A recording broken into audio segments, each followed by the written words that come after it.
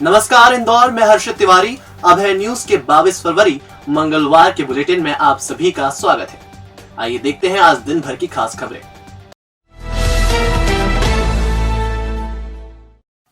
Aerodrome थाने के 60 feet road पर हुए सड़क हादसे की वीडियो वायरल हुए हैं। 1 मिनट 24 सेकंड की वीडियो के शुरुआती 2 सेकंड में ही अनियंत्रित स्कूटर सवार कार के अगले और पिछले पहिए के बीच तेजी से टकराता दिख रहा है। कार सामान्य गति से चल रही है। दरअसल फर्नीचर दुकान पर काम करने वाला और मूलतः आगर मालवा का रहने वाला बबलू पिता कैलाशपुरी खाना खाने के लिए अपने इंदौर वाले घर पर स्कूटर से जा रहा था। वह इंदौर में अपने मौसा की दुकान पर फर्नीचर बनाने का काम करता है। उसका स्कूटर अचानक अनियंत्रित हो गया और वह सामने से आ रही कार से सीधे जा टकराया। कार के अगले और पिछले पहिए के बीच वह स्कूटर सहित भरा गया। गंभीर रूप से घायल बबलू को राहगीर उपचार के लिए अस्पताल ले गए। यहाँ चिकित्सकों ने मृत घोषित कर दिया। सीसीटीवी कैमरे में कार की गति सामान्य दिख रही है। हालांकि एक्सीडेंट के बाद कार चालक मौके से चला गया। ऑनलाइन 3 पत्ती गेम के चक्कर में स्टूडेंट ने मौत से सौदा कर लिया। उसने बहन को मैसेज कर इसकी जानकारी दी। बहन ने उसके साथ ही रूम पार्टनर को कॉल कर जानकारी दी। दोस्त उसे अस्पताल लेकर पहुंचा भी, लेकिन तब तक उसकी सांसें थम चुकी थी। पुलिस ने बताया मूलतः खरगोन जिले का रहने वाला छात्र जितेंद्र वास्कले भंवरकुआ में किराए से रहता था। उसके साथ कुछ दोस्त भी रहते थे। वह बीए की पढ़ाई कर रहा था। मौत को गले लगाने से पहले उसने बहन दिव्या को व्हाट्सएप पर मैसेज भेजा था। उसके अनुसार जितेंद्र को ऑनलाइन गेम की लत लग गई थी। ऑनलाइन गेम खेलने के लिए उसने कर्ज लिया था। इससे परेशान होकर उसने कदम उठाया। पुलिस ने मर कायम कर आगे की जांच शुरू कर दी है। जितेंद्र की बहन दिव्या नर्सिंग का कोर्स कर रही है। पिता खरगोन में ही रहकर मजदूरी करते हैं। जितेंद्र कुछ साल पहले पढ़ाई के लिए इंदौर आ गया था। माता पिता की माली हालत काफी खराब है। इसके चलते जितेंद्र ने 3 पत्ती खेलना शुरू किया। रुपए जीतने के लालच में वह कर्ज के दलदल में धंसता चला गया। जितेंद्र को 3 पत्ती खेलने की लत लग गई थी। इसी के चलते उसने ऑनलाइन लोन ऐप के माध्यम से कर्ज ले लिया था। वह कर्ज लिया पूरा पैसा 3 पत्ती गेम में हार गया और जब उस पर अधिक कर्ज हो गया तो उसने यह कदम उठाया। मामले में पुलिस ने उसका मोबाइल जब्त किया है, जिसके आधार पर जानकारी जुटाई जा रही है। मिली जानकारी के मुताबिक जितेंद्र ने जिस कंपनी से लोन लिया था वह उसे किश्त भरने के लिए गाली गलौज कर परेशान कर रहे थे। इसके अलावा उसके कॉन्टैक्ट के लोगों को भी धमका रहे थे, जिसके चलते ही वह कई दिनों से परेशान था। बताया जा रहा है जितेंद्र रात में सिक्योरिटी गार्ड का काम भी करता था। जो गेट लग गया था, ताला लग गया था, ताला खुलवाया और रूम मालिक के गाड़ी मंगी और मैं और गणेश भैया आए और यहाँ पे आके देखा तो वहाँ पे बैग और जूते वहीं पे पड़े थे जहाँ पे ड्यूटी आता था वहाँ पे। और इधर उधर देखा मैंने। फांसी जो ये भंवरकुआ थाने के पास जो वीर Bhagat Singh civil service coaching संस्थान है ना, एकेडमी, वहाँ के बगल की साइड में जो रेलिंग है वहाँ पे मैं ढूंढा तो वहाँ पे ऊपर लटका हुआ दिखा। इसमें ऑनलाइन गेम का अब ये फिर हम 2 जन थे। फिर मैंने जोर से चिल्ला के और पुलिस थाने पे गया। मैं गेम की बात लेगी, ये सट्टे में पैसा आ रही है।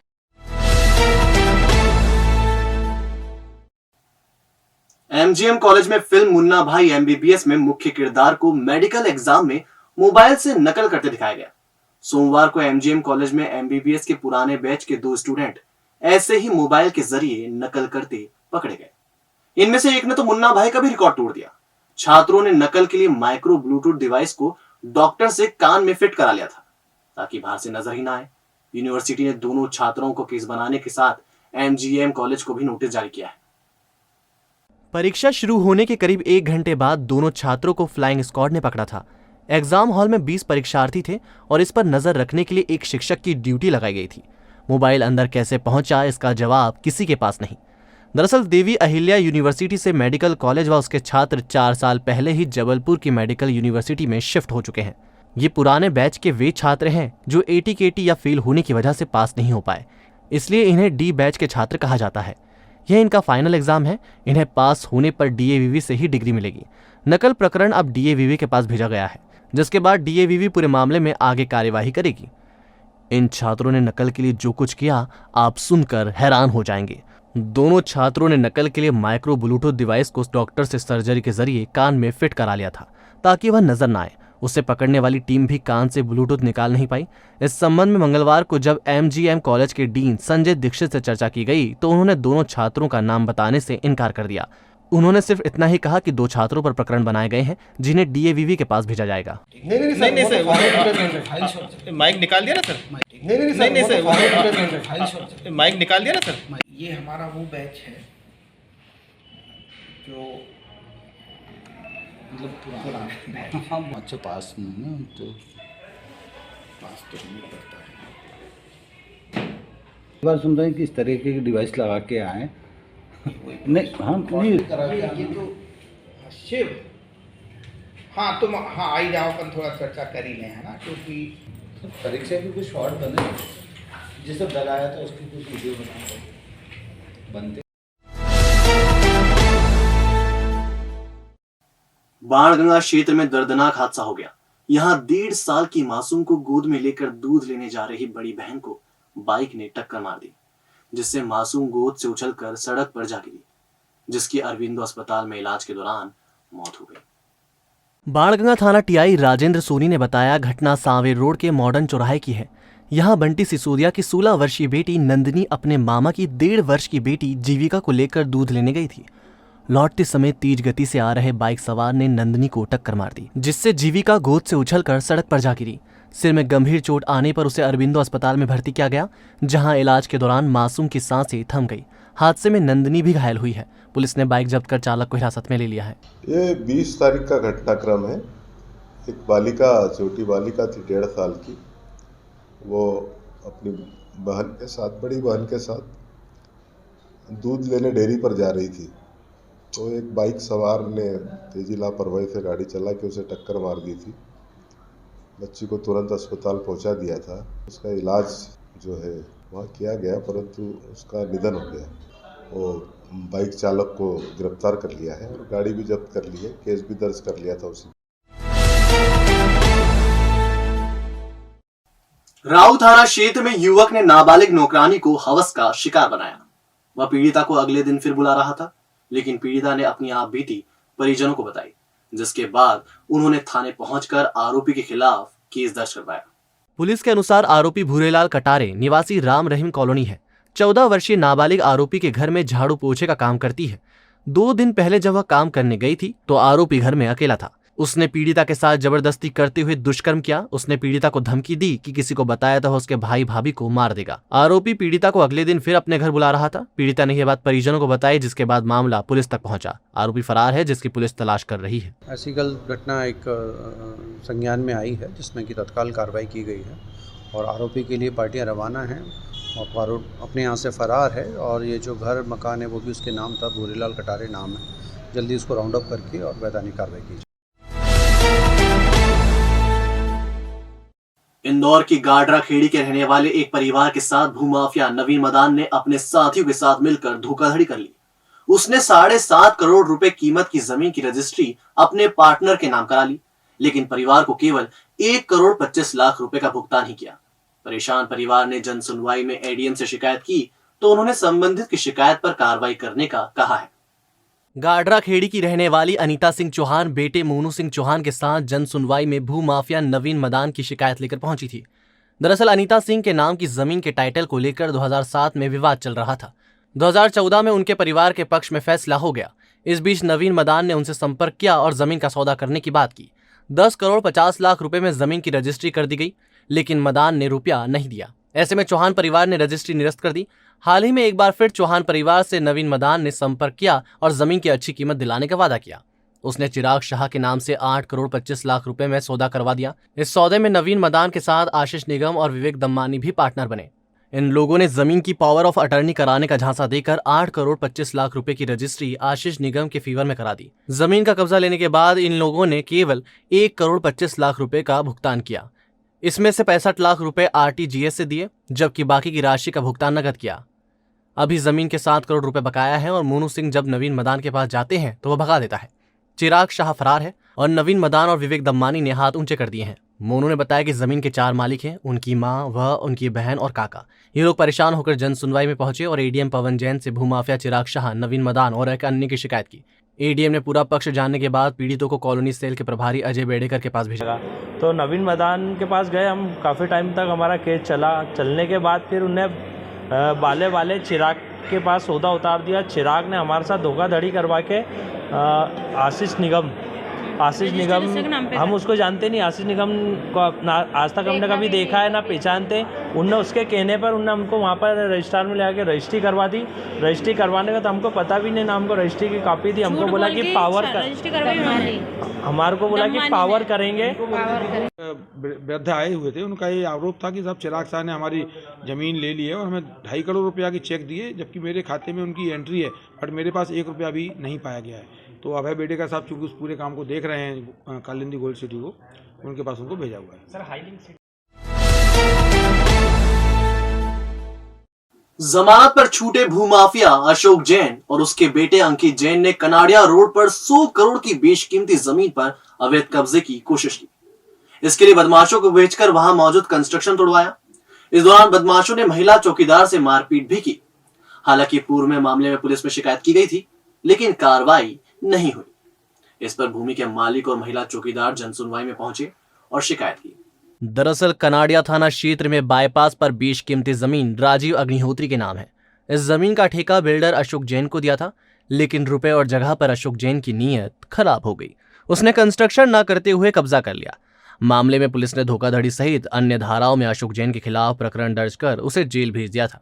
जेल से छूटने के बाद अपने बेटे अंकित जैन के साथ मिलकर जमीन पर कब्जा करने के लिए गुंडों को भेजा, जो महिला चौकीदार को डरा रहे थे। हालांकि प्रॉपर्टी को लेकर दोनों पक्षों में विवाद चला आ रहा है, जो न्यायालय में विचाराधीन है। बावजूद इसके भूमाफिया और उसका बेटा जेसीबी लेकर पहुंचे और तोड़फोड़ करना शुरू कर दिया। भूमाफिया अशोक जैन पर लगभग 6 से भी अधिक केस दर्ज हैं। इसके बाद भी कनाडिया पुलिस द्वारा कार्यवाही नहीं की गई। इस पर फरियादी राजीव अग्निहोत्री जन सुनवाई में पहुंचे और एडिशनल डीसीपी राजेश व्यास को शिकायत। एडिशनल डीसीपी ने कनाडिया टीआई को सख्त कार्रवाई के निर्देश दिए हैं। हाई कोर्ट के आदेश के अनुसार retired chief justice Shri Lahoti साहब के आर्बिट्रेशन क्या ऑलरेडी चल रहा है। वहाँ पे तो इनके वकील जो है वो तारीखें बढ़ाते रहते हैं बीमारी का बहाना बना के, और यहाँ पे गुंडागिर्दी करके और ज़मीन के ऊपर कब्जा करना है, चौकीदारनी को मारा पीटी करना है और धमकाना है। आप ये प्रॉपर्टी करीब 100 करोड़ की है। उनकी जो लैंड है वहाँ पर कुछ लोग आए दिन आते हैं और धमकाते हैं उनके चौकीदारों को। तो ये पूर्व में भी शिकायत आई थी, इसमें अपराध भी कायम है। मेरे द्वारा टीआई कनाडिया को निर्देशित किया गया है कि दोनों पक्षों को राउंड ओवर किया जाए और इस जो शिकायत उन्होंने की है इस पर भी जांच करके कार्रवाई की जाए। कोरोना काल के बाद लोग स्वास्थ्य को लेकर काफी सतर्क हो गए हैं। इसी का फायदा उठाते हुए एक बदमाश ने लसूड़िया थाना क्षेत्र के युवक को 2 लाख की चपत लगा दी। पुलिस ने गुजरात के कारोबारी के खिलाफ केस दर्ज कर लिया है। पुलिस के अनुसार फरियादी पवन चौधरी निवासी खातीपुरा की शिकायत पर आरोपी विपिन बकारिया निवासी सूरत के खिलाफ केस दर्ज किया है। विपिन बकारिया का न्यूट्रा हेल्थ केयर प्रोडक्ट का कारोबार है। फरियादी पवन भी इंदौर में हेल्थ प्रोडक्ट की शॉप चलाते हैं। उन्होंने विपिन को प्रोटीन पाउडर और अन्य फिटनेस सप्लीमेंट का ऑर्डर दिया था। इसके बदले 2 लाख रुपए भी दिए। विपिन ने जो प्रोटीन और सप्लीमेंट भेजा वह मानक स्तर का नहीं था। इस पर पवन ने वह लौटा दिया, लेकिन 1.5 साल बाद भी ना तो पवन चौधरी को प्रोटीन पाउडर मिला और ना ही आरोपी ने रुपए लौटाए। लिहाजा उन्होंने पुलिस को शिकायत की। लसूड़िया पुलिस ने गुजरात के कारोबारी पर केस दर्ज किया है। इसके कारण उन्होंने वो वापस कर दिया प्रोटीन पाउडर जो फर्म सप्लाई करने वाली थी, लेकिन सामने वाले की तरफ से कोई पेमेंट इनको वापस मिला नहीं, जिसके कारण इन्होंने शिकायत की थी। इस मामले में FIR दर्ज की गई है। अब FIR की विवेचना में जो भी तथ्य आएंगे उस हिसाब से अग्रिम कार्रवाई की जाएगी। सिरपुर तालाब के कैचमेंट एरिया में अवैध रूप से कॉलोनी काटने की शिकायत पर नगर निगम की टीम मंगलवार को कब्जा हटाने पहुंची। यहां पर 5-5 हजार वर्ग फीट के फार्म हाउस पर 10 बाय 50 और 15 बाय 50 साइज के प्लॉट काटकर लोगों को बेच दिए गए थे। इस मामले में रहवासियों ने ही नगर निगम को शिकायत की थी। अवैध अतिक्रमण की शिकायत पर मंगलवार को नगर निगम ने यहां टीम भेजी। इसके बाद जेसीबी की मदद से अतिक्रमण हटाने की कार्रवाई की गई। इस दौरान बड़ी संख्या में पुलिस बल भी मौजूद रहा।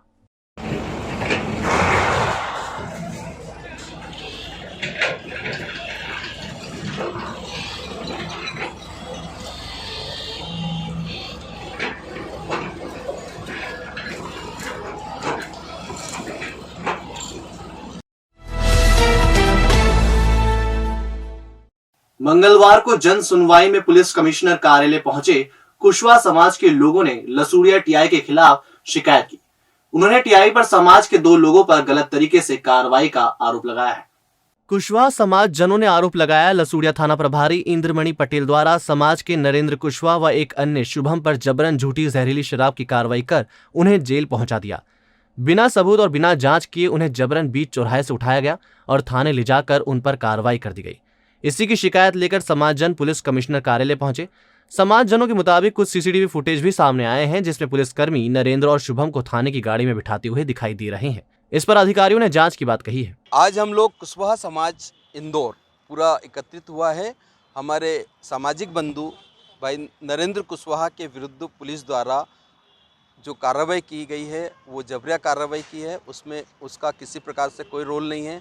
आज तक के किसी भी रिकॉर्ड में उसका कहीं से कहीं तक नाम है नहीं है। वह एक गरीब परिवार का बच्चा है जो मजदूरी कर कर अपना भरण पोषण करता है। एकमात्र बच्चा है जो कमाता है और उससे उनके परिवार का पोषण होता है। घर में माता पिता बुजुर्ग सब हैं उनकी। अरे क्या है? अरे देखो इसको बाबा, अरे मुंह से निकालो।